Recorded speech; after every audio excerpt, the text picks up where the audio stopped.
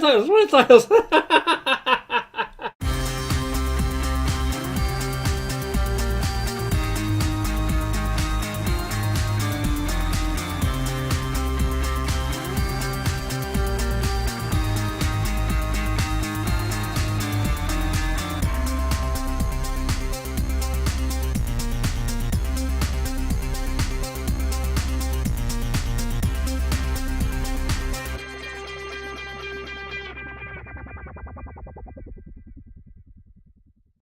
Every story has a central point around which the plot revolves. In the case of a science fiction film, it can be an important factor. The mystery of the id monster in, say, Forbidden Planet, or the weaknesses of a space station that rebels have just provided a plan to. And sometimes they can take a central idea, which is completely ridiculous in itself, and just run with it. Ladies, gentlemen, and would-be brain transplantees, The Man Without a Body.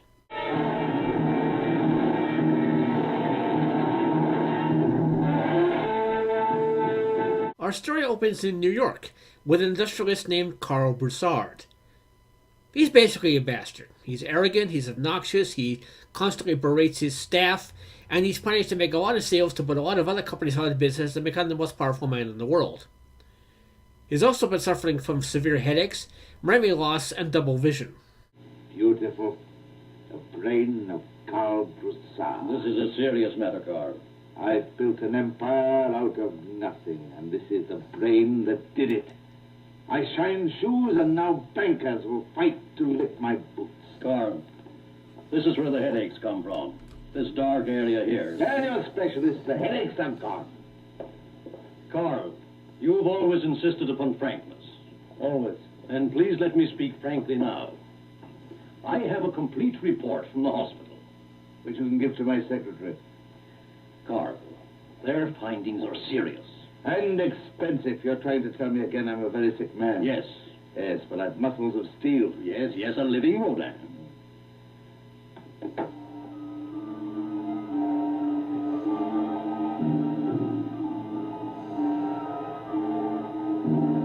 Double vision, Carl.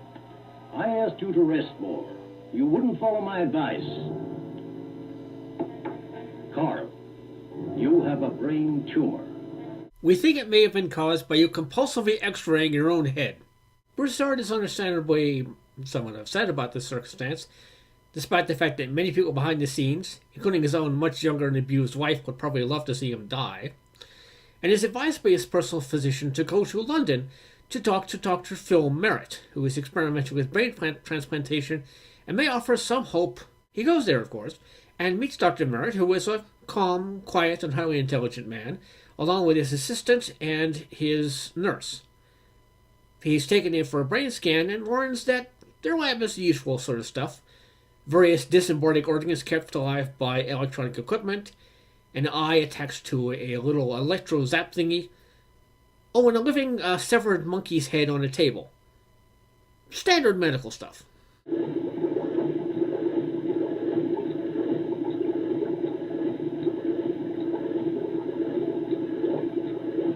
It had been dead 6 years. We restored the head to life. Restored a dead monkey's head after 6 years? Yes, revitalized the tissues, made the brain within function again. That brain was just transplanted into the skull of the circus monkey you saw in the crib. Its own brain had suffered a concussion. Yeah, that's right. They took a monkey that had been dead for 6 years, revitalized it, and now it's alive. And functioning according to the equipment they had. And then they took the brain of that monkey head and put it into another monkey. Like I said, just another standard Tuesday. Now here's where things get even stranger. Somehow they believe that by taking the brain of that monkey head and putting it into the body of a acrobat monkey, this brain will inherently learn all of the acrobatic tricks which the body already knew. Despite the fact that, the information is in the brain, not in the body. Now, Broussard, of course, sees this as one more opportunity. If he can get a brain and then train it to believe that it is him, Carl Broussard, with all of his knowledge and experience, somehow, When his own brain fails, he can have that transplanted into his body and continue to live, believing himself to be Carl Broussard with all of his knowledge and experience, and keep on being a super rich bastard. Everybody got that? Good, because it's about to get even stranger. On the visit to the Wax Museum of Madame Tussaud, he learns about one of the most intelligent men in history, who happens to be dead for about 400 years. So he and another doctor go there and dig up the body, despite the fact it should probably be a skeleton by now, transport it back to London, and have Dr. Merritt just bring it back to life. Now the thing about the monkey head, of course, is that it couldn't speak. This one, however, can. And Dr. Merritt and his nurse discover exactly who it is that Broussard has decided to take over for him. What is your name? Michel de Notre Dame. Michel. It's Nostradamus. Can't be. The prophet. The astrologer. The physician. And your mind is alive again. I remember.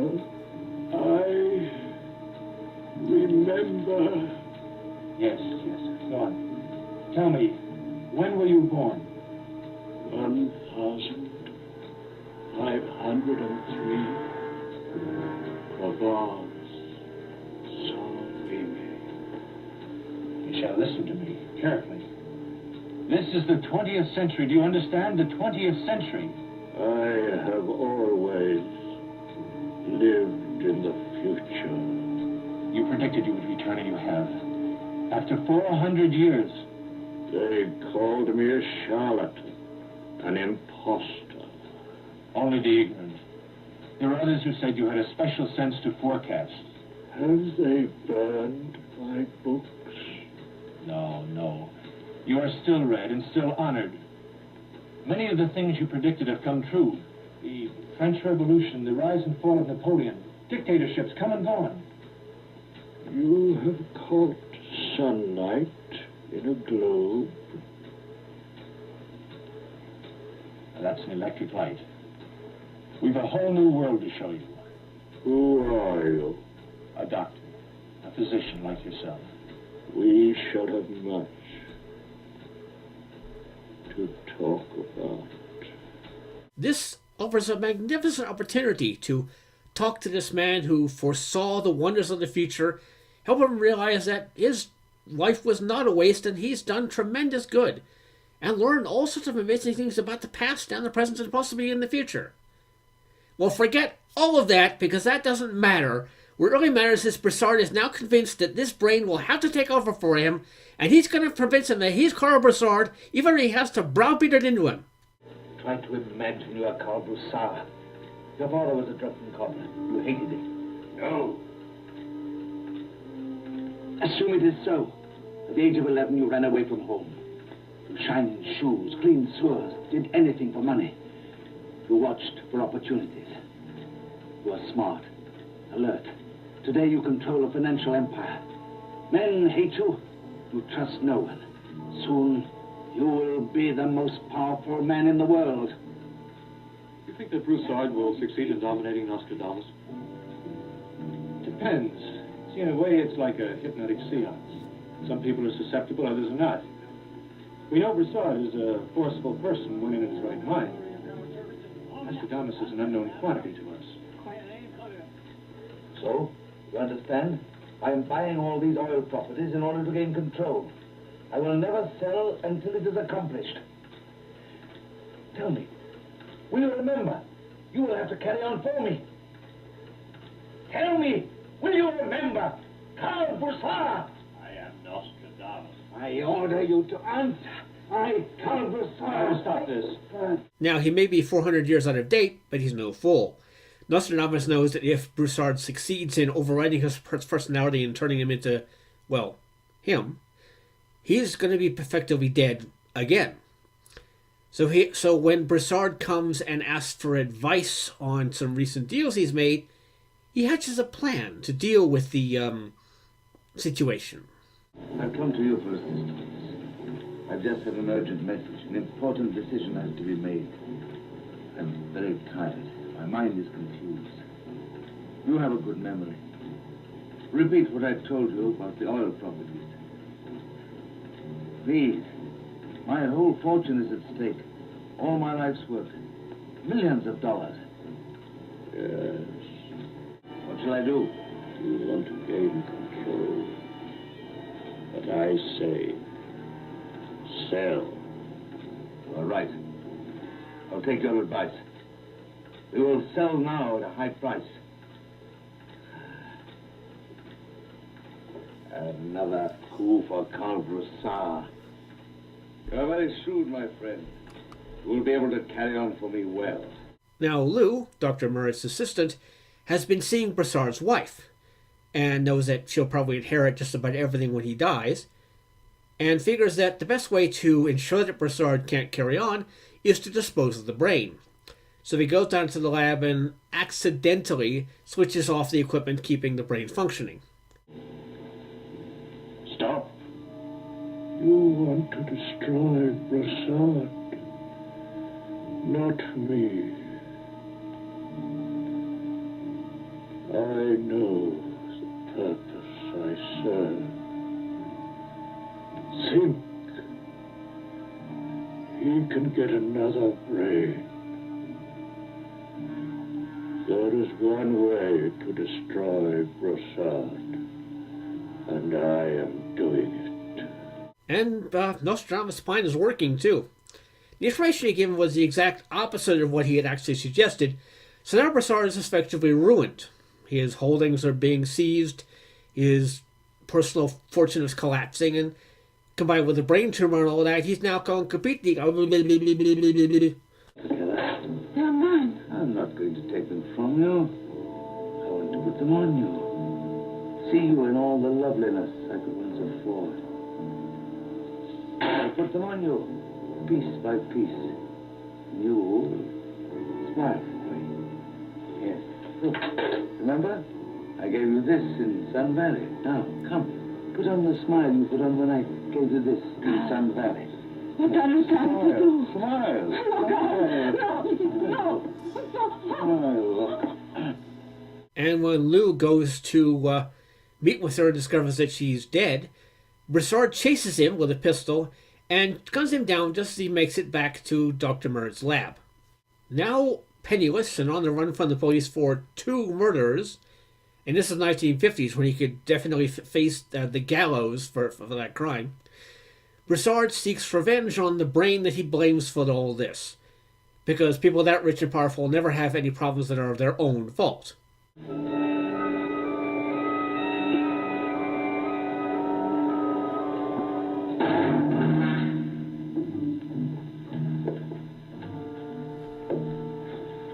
The circulator. The connections are damaged. So you've got a body with a damaged brain and a possibly damaged brain without a body. What do? You stick them together!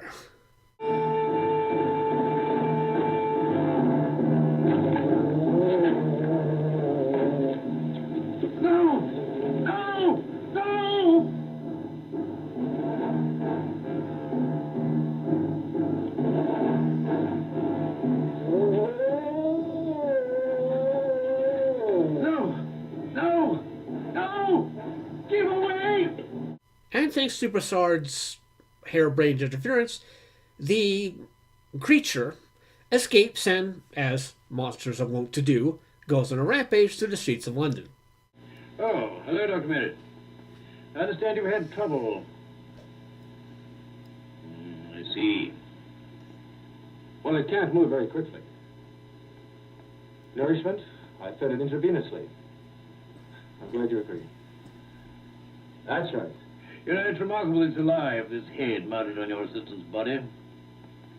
That was quick thinking on your part, Doctor, I must admit. The question is how long it can live. It seemed demented, maybe because of the shock of energy. It's lost its power of speech. Yeah, that's right. Well, thanks very much, Doctor. Goodbye. You know, I think Mart's been hanging around London too much.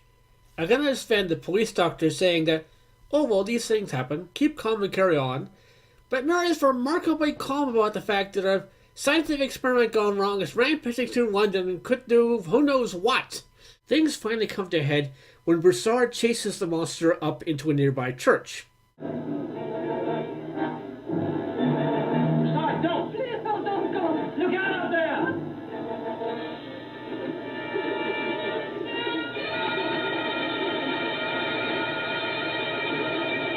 His ball!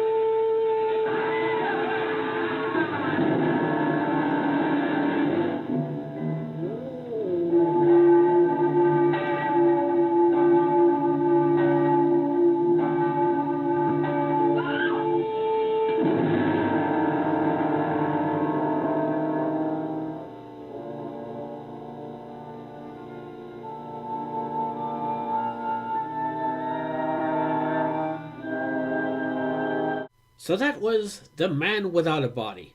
How was it? It's definitely something. The acting is actually pretty reasonable, despite the rather insane things the actress is required to say. A particular standout is the man playing Nostradamus' head, who can't basically do much of anything except just talk quietly, but manages to convey the idea of a man who's surprised but nonetheless pleased about being brought back from the dead and looking forward to seeing the future, rather than, being turned into a plaything of a rich man who wants to put it into his own head and become him. The special effects are basic but surprisingly effective. There's a few scenes where you see the bottom of the table. I'm not sure exactly how they did it, but it almost looks like an actual head on a tray in a table, as opposed to somebody hiding underneath with the use of mirror or whatever, so that's not too bad. The cast is relatively small, and Broussard and the monster rampage through London is suspiciously empty, but overall, as far as effects go, they're not too terrible.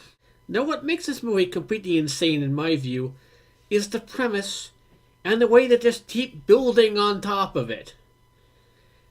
I mean, okay, step one, resurrect the dead. Sure, piece of cake, we can do that with science. Step two, successfully transplant a brain from one body to another.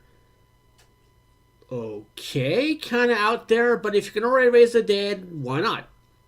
Step three, somehow make the brain that you transplanted function and have the same memories and personalities, as well as any skills the body had, of the body you put it into. That's a little difficult to swallow. Step 4. Take the head and the headless body, stick them together, and expect it not to become a murderous monster on a rampage? Come on, that's Science 101, people. Despite its attempt to be taken seriously, this movie should not be. It's completely bizarre. It takes its elements with a completely serious face and produces a film that is a wonder to behold. For its completely straight-faced attempt to make these insane concepts seem perfectly normal and all part of normal science, a moderate acting job with a few standouts, and generally an enjoyable, if rather bizarre experience, I'm going to give this 1.5 Maple Leafs out of 5. Not a movie to be taken seriously, but definitely one you can laugh at. I'm some Canadian critic, and I think I'll cancel that shipment from Brains R Us.